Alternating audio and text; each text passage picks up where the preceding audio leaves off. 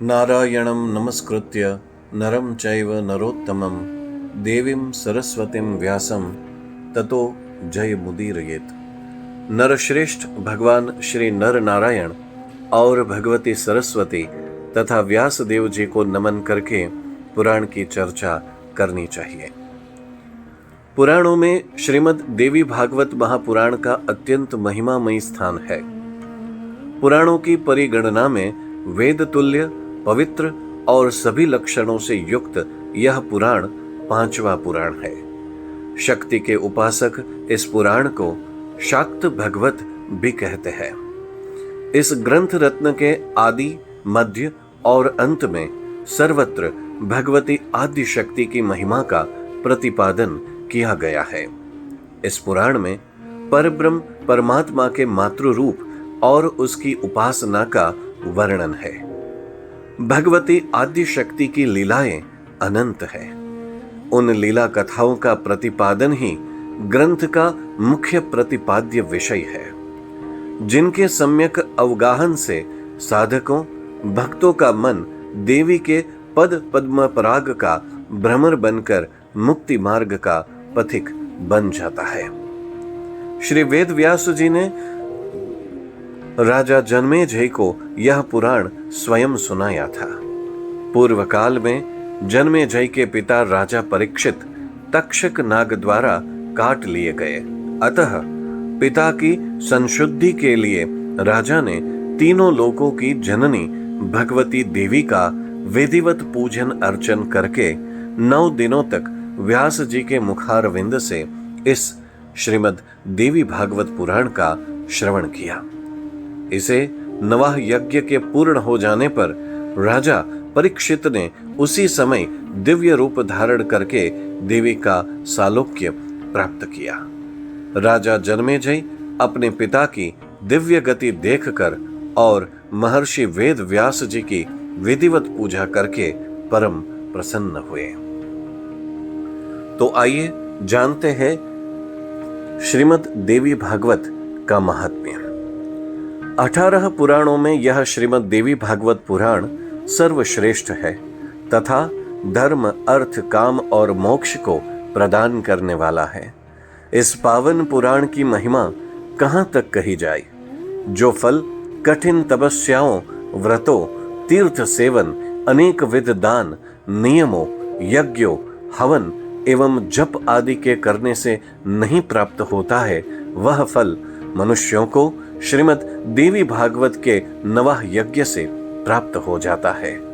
यद्यपि इस पुराण के कथा श्रवण में महीनों तथा दिनों का कोई नियम नहीं है, अतएव मनुष्यों द्वारा इसका सदा ही पठन श्रवण किया जाना चाहिए।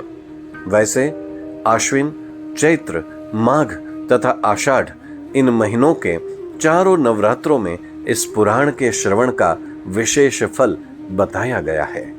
जिस घर में नित्य श्रीमद् देवी भागवत पुराण का पूजन किया जाता है, वह घर तीर्थ स्वरूप हो जाता है तथा उसमें निवास करने वाले लोगों के पाप का नाश हो जाता है। इस श्रीमद् देवी भागवत नामक परम पावन पुराण का प्राकट्य भगवती श्री जगदम्बिका के श्रीमुख से आधे श्लोक के रूप में हुआ। तत्पश्चात शिष्य परंपरा से उसी का विस्तार हुआ। इस पुराण में 18,000 श्लोक हैं। श्री कृष्ण द्वैपायन वेद व्यास ने 12 स्कंधों में इसकी रचना की है। पूरे पुराण में कुल 318 अध्याय है। एक बार नैमिषारण्य में शौनकादि महर्षियों ने मुनिवर सूत जी से स्वर्ग तथा मोक्ष का सुख प्रदान करने वाले और भगवती की उत्तम महिमा का वर्णन करने वाले इस पुराण को सुनने की इच्छा प्रकट की।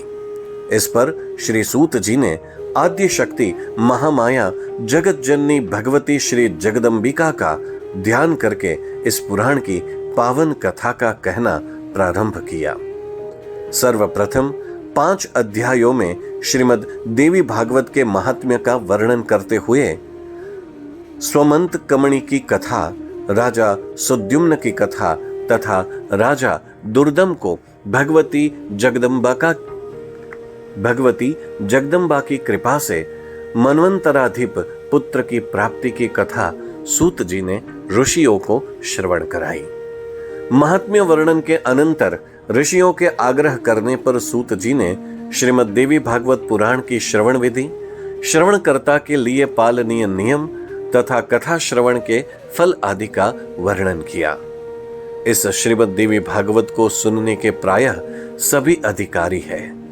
शक्ति उपासक के अतिरिक्त गणेश भक्त, सूर्योपासक, शैव, वैष्णव, इसके साथ ही ब्राह्मण, क्षत्रिय, वैश्य, शूद्र, चारों वर्णों के स्त्री पुरुष एवं ब्रह्मचारी, गृहस्थ, वानप्रस्थ, सन्यासी, ये सभी सकाम भाव से अथवा निष्काम भाव से कथा श्रवण कर सकते हैं।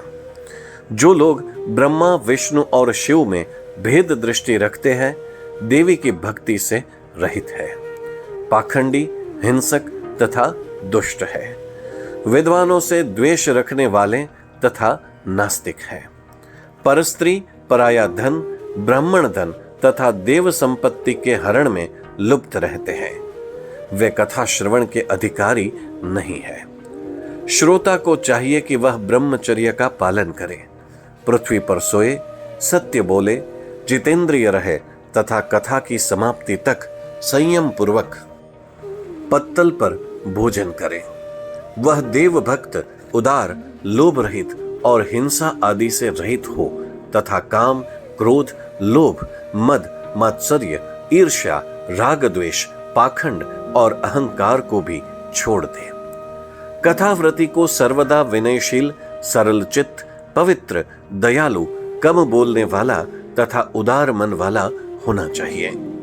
कथावाचक के लिए संयमी, शास्त्रज्ञ, देवी की आराधना में तत्पर, दयालु, निर्लोभी, दक्ष, धैर्यशाली तथा वक्तृत्व संपन्न होना उत्तम माना गया है। व्यास के आसन पर बैठा हुआ पौराणिक ब्राह्मण जब तक कथा समाप्त न हो जाए तब तक किसी को भी प्रणाम न करे। जिस प्रकार नदियों में गंगा, देवताओं में शिव, काव्यों में वाल्मीकि रामायण, तेजस्वियों में भगवान सूर्य, आनंद देने वालों में चंद्रमा, सब धनों में सुयश, क्षमाशीलों में पृथ्वी, गंभीरता में समुद्र, मंत्रों में गायत्री तथा पाप नाश के उपायों में भगवत स्मरण श्रेष्ठ है, उसी प्रकार 18 पुराणों में यह श्रीमद् देवी भागवत पुराण सर्वश्रेष्ठ है। गायत्री से बढ़कर न कोई धर्म है, न कोई तप है, न कोई देवता है और न कोई मंत्र ही है। भगवती अपना गुणगान करने वालों की रक्षा करती है, इसी कारण इन्हें गायत्री कहा जाता है। वे भगवती गायत्री इस पुराण में अपने रहस्यों सहित विराजती है।